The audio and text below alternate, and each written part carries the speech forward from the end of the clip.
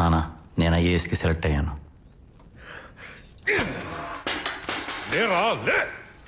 ఏంట్రా మన వంశం పరువు తీసాం కదరా నిన్ను.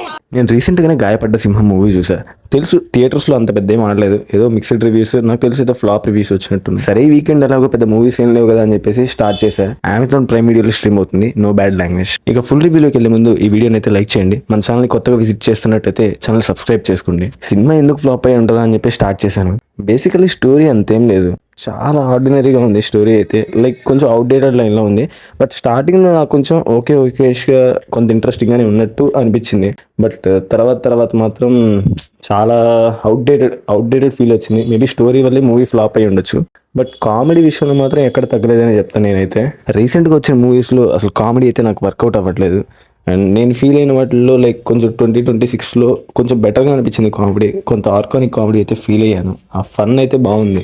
నాకైతే ఎస్పెషల్లీ ఈ మూవీలో 4 క్యారెక్టర్స్ ఫన్ బాగా అనిపించింది.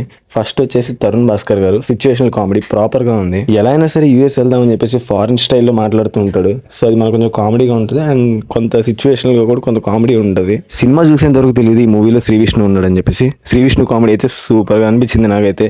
మోస్ట్లీ చాలా వరకు నవ్వుకున్నాను. బట్ కొన్ని సీన్స్లో ఓకే అన్నట్టు అనిపించింది. ఇక శ్రీ విష్ణు ఫాదర్ భిక్షు యాదవ్ ఉంటారు, ఆయన కామెడీ అయితే ఇంకా వేరే లెవెల్ అనుకోండి. బట్ మూవీ వైజ్గా నాకు ఏదో ఓకే అన్నట్టు అనిపించింది. స్టోరీ ప్రాబ్లమ్ అనిపించింది, అవుట్డేటెడ్ స్టోరీ అయి ఉండడం వల్ల. బట్ కామెడీ విషయంలో నాకైతే ఎక్కడ తగ్గలేదు. అండ్ నెక్స్ట్ క్యారెక్టర్ వచ్చేసి పోలీస్ రోల్లో యాక్ట్ చేసిన హర్షవర్ధన్ గారు. అసలు ఆయన చూస్తేనే లైక్ నాకు ఈ మధ్య నవ్వొచ్చేస్తుంది, అంత బాగా కామెడీ చేస్తున్నారని ఫీలింగ్ వచ్చింది. తరుణ్ భాస్కర్ గారు ట్రంప్తో మాట్లాడుతున్నట్టు కొన్ని ప్రమోషనల్ వీడియోస్ చూసాను ఈ మూవీ రిలీజ్ అయ్యే ముందు. అవన్నీ చాలా ఫన్నీగా అనిపించాయి.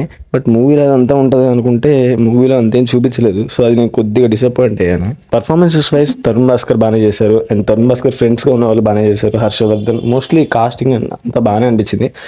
ఫరియా అబ్దుల్లా నాకైతే పెద్ద స్కోప్ ఉన్నట్టు ఏమనిపించలేదు, యావరేజ్గానే ఉంది. అండ్ అలాగే మానస చౌదరి కూడా యాక్టింగ్ ఓకే అంటే పెద్ద స్కోప్ ఏం లేదు వాళ్ళిద్దరికి హీరోయిన్స్కి. సో అలా వెళ్ళిపోతుంది. సినిమాలో అప్పుడెప్పుడు వచ్చిన పాతాళ భైరవి దగ్గర నుంచి మొన్న వచ్చిన కేజీఎఫ్ సలార్ వరకు ప్రతి రిఫరెన్స్ తగులుతూనే ఉంటాయి. నాకైతే బొమ్మరిల్లు రిఫరెన్స్ కూడా చాలా ఫన్నీగా అనిపించింది. ఇలా చాలా ఉంటాయి రిఫరెన్సెస్ అయితే. Movie comedy wise okay.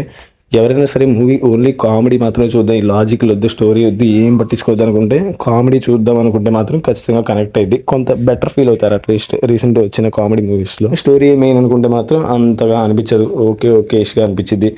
Okay నాకు ఫైనల్లీ కామెడీ వైజ్గా కొంత మూవీ చూడొచ్చు ఓకే అన్నట్టు అనిపించింది. అండ్ మూవీ ఓవరాల్గా చెప్పాలంటే అంత పెద్ద సినిమా ఏం కాదు, ఓకే ఒకసారి జస్ట్ వన్ టైం వాచబుల్ అన్నట్టు అనిపించింది. ఇక సాంగ్స్, బీజిఎం, సినిమాటోగ్రఫీ అన్నీ యావరేజ్గానే అనిపించాయి. సో ఫైనల్లీ ఈ మూవీ నాకైతే ఇలా అనిపించింది. మరి మీకు ఎలా అనిపించిందో కింద కమెంట్స్ అయితే మాతో షేర్ చేసుకోవచ్చు. ఈ వీడియో నచ్చినట్టయితే ఒక లైక్ చేయండి, మీ ఫ్రెండ్స్ అండ్ ఫ్యామిలీతో షేర్ చేయండి. అలాగే ఇలాంటి మరిన్ని వీడియోస్ కోసం మన ఛానల్ అయితే సబ్స్క్రైబ్ చేయండి.